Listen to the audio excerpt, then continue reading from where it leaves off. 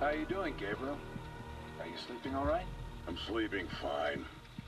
Honestly, Doc, you guys need to take a step back on this and let us do our jobs. Soldiers who've been through a traumatic experience tend to indulge in their work, almost to an excessive level. You ever seen combat, Doc?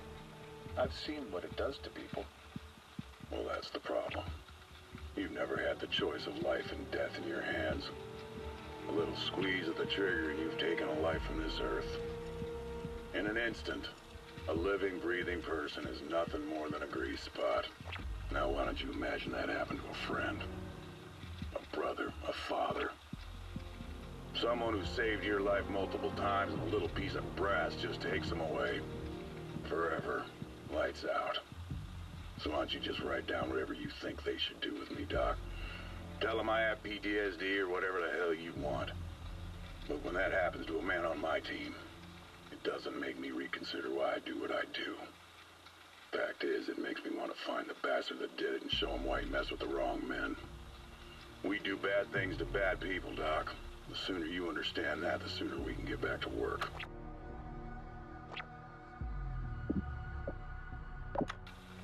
We've been behind this wall for far too long. Now people have to decide on being locked in here or killed out there. We found another one of them today. The pits. The Federation fills them with civilians. They question them first, and whether they have answers or not, well, they all end up in the same place. Our commanding officer thinks the Federation's looking for other ways into the city. Dallas was taken in the same way. Although part of me can't help it. Think this is a message. So we're going back outside the wall. Someone who knows how we operate's targeting us. I want to know who. I just hope we're prepared for what's coming. I have been to No Man's Land more times than I can remember now, and it still gives me nightmares. I am convinced we will find what we need, though. The effort will not be in vain. However, the captain has been acting more aggressive lately. He nearly killed a young soldier for reporting in too late. Granted, the soldier required punishment, but the captain saw fit to prevent him from seeing ever again. This place makes him act differently. He gets paranoid. Like someone is watching him. Best to stay on his good side, then. I want to know where it's at, Ajax. You know I'll find it eventually. Come on, why put yourself through this? I'm not telling you shit! Ah, you want to see how tough you are. I get that. But you don't need to die here today. I want to save that for tomorrow. Besides, everyone breaks, Ajax. So you want to tell me where the safe house is? No? All right. Let's keep going.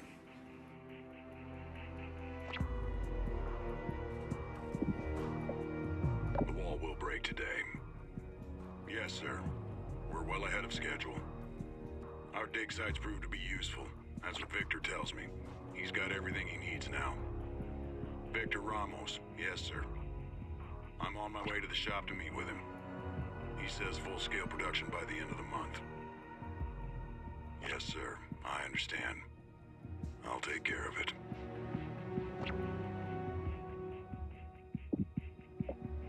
Rorke says we're going to Caracas. The Lion's Den. The Federation leader, Diego Almagro, ordered the execution of UN peacekeepers, 20 of them. After ripping them to pieces, he dumped their bodies in the ocean and sent them drifting back to us. We got the message. They called up the team. They want us to take care of the problem. Our way. Rorke's calling it Operation Return to Sender. I've never seen him so driven. He really wants this guy dead. I know they're out there. They're looking for me. Let's hope they do a better job this time. Victor is confident his prototype will work, and I agree. Things are moving fast now. It's odd when the moment finally arrives. I still get that queasy feeling in the pit of my stomach, even after all these years. They'll go after him first. They'll break him to get to me. But now that his work is complete, well, he's become expendable. So let him come. Let them find him. And find me waiting to bury them in the same grave they dug for their leader.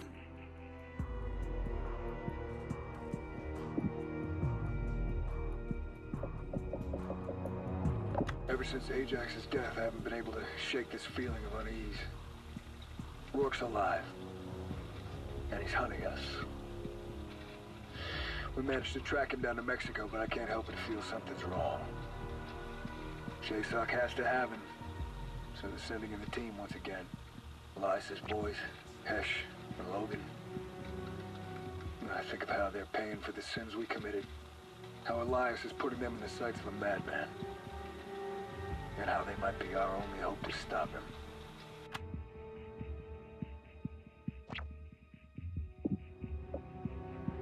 We have got the green light from the top. The satellite array can go operational. It is an impressive display of power and technology. I cannot help but feel inspired when I go there. How can men build such things? Invisible data-controlling machines. Machines that can destroy with such blunt force. The rockets themselves have been upgraded as well. They can reach their destination 150% faster than before. Not super exciting, but at those speeds, the operation can be completed in a matter of days. So far, I am pleased with our results. I think my superiors will be as well. They're sending me to Caracas for Federation Day. There is much to celebrate. What happened? I don't know, sir. They came in through the security checkpoint. And we... Spit it out, soldier. We couldn't find them. 1 second they were here, and then they just disappeared. I'm sorry, sir. I don't know what happened. Everything got so chaotic. You know our laws, son. You fail to protect your brothers. You join them in death. No, please. No, please. Please don't do this. Take him to the river. No!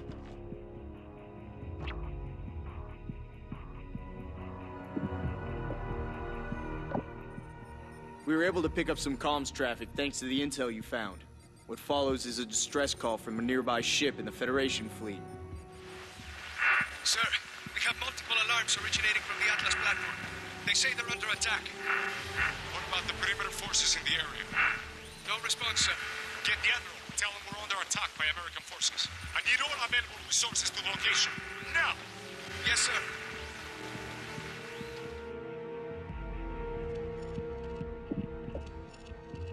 December 10th, 2018. The test of the new Aegis-class prototype was successful. The real breakthrough was the addition of the sonic pulse to the bow of the ship. The impact of the pulse is strong enough to crush organs or shatter bone. We were fortunate enough to have test subjects donate their pain to science. With this ship, we can keep our eyes focused above the water. Although my employer, Rorke, thinks I am underestimating our enemy. I told him we ran dozens of tests without a single soul avoiding the sonar pulse. Still, he seems to believe there are flaws, and certain men can exploit those flaws. Well, back to the drawing board.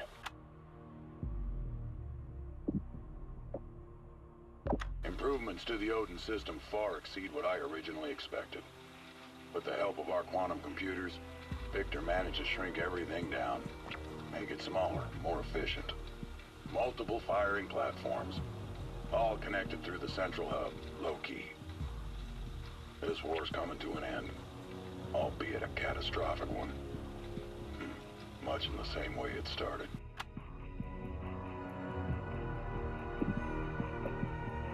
The worst thing a man can have is hope. It's a vicious little devil. You can be alone, broken, beaten, dying. But it forces its way into your brain. Keeps you hanging on. Eventually, reality sets in, overpowers it. Shows you it's not necessary, or wasn't even there to begin with. When a man has lost his hope and sees his fate for what it truly is, only then can he accept death and greet him as an equal. Ajax learned that lesson. The look in his eyes when he told me about this place.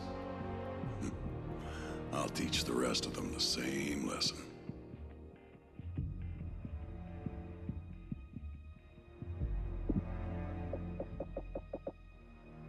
David Hesh Walker, Lieutenant, United States Army.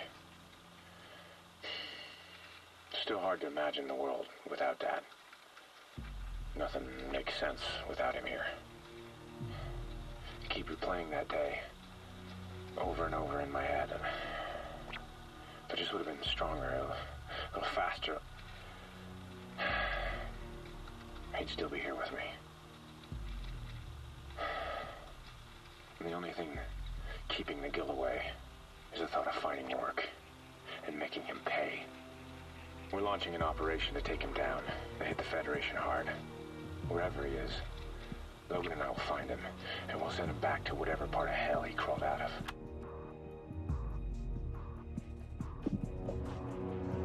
They're sending everything they have to stop us now. One way or another, the tide's about to turn. I've hunted my own men down, taken them away from this world by force if necessary. And now they want vengeance. Let them come. Let them suffer the same fate as Ajax, as Elias.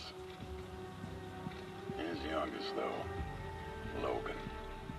He's different than the others. Boss wants him alive. 100 soldiers for one more ghost, he says. Now there's a man even I can follow.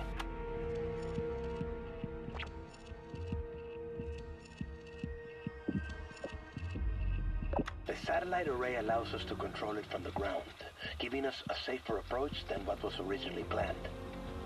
All firing platforms can be utilized at the same time, or individually, should the occasion present itself.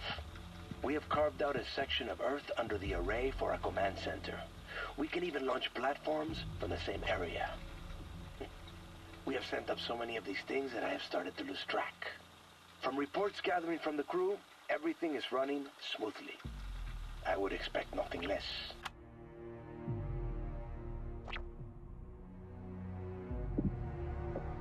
I am Gabriel Rorke.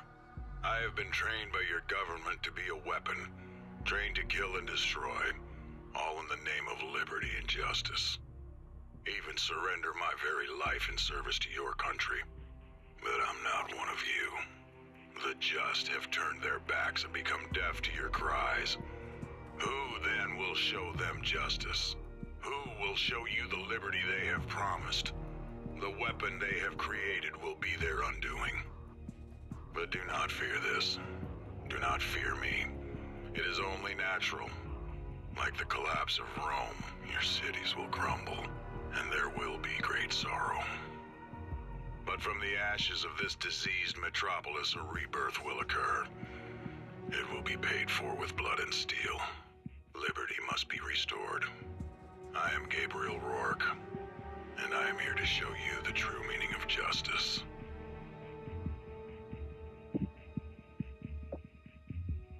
My name is Elias T. Walker.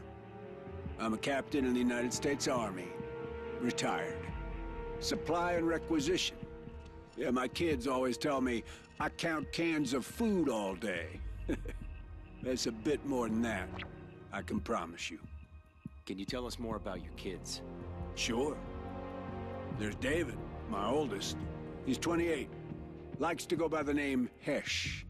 He joined up the day he turned 18. He's one of the best soldiers we have in the field today. Then again, maybe I'm biased.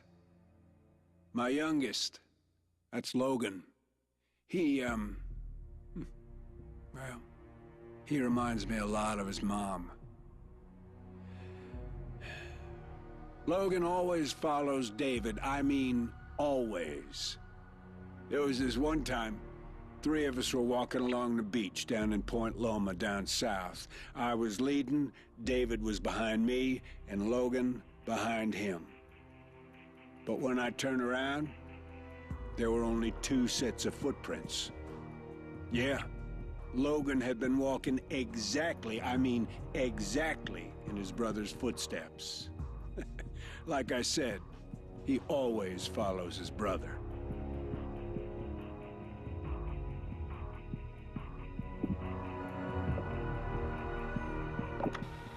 I mean, I don't remember a time when he didn't have us training for something. And we'd hunt in the woods for days on end, finding our own shelter, our own water, our own weapons. Yeah, you get the idea. You heard Hell Week? Yeah. And this is more like Hell Year, after year, after year. But I don't mean to make it sound so bad. I mean, this is what we wanted. Dad always said we could quit at any time, go grab some fast food, and pig out in front of the TV all night. But Logan and I, you know, we wanted more. Out there, we learned to guard each other, to hunt, speak without speaking. And we became men. We were a team. And every time we came out of the woods, Dad would ask us what we learned. Always protect each other. And we've never forgotten. Logan's got my back, and I got his. He's my brother.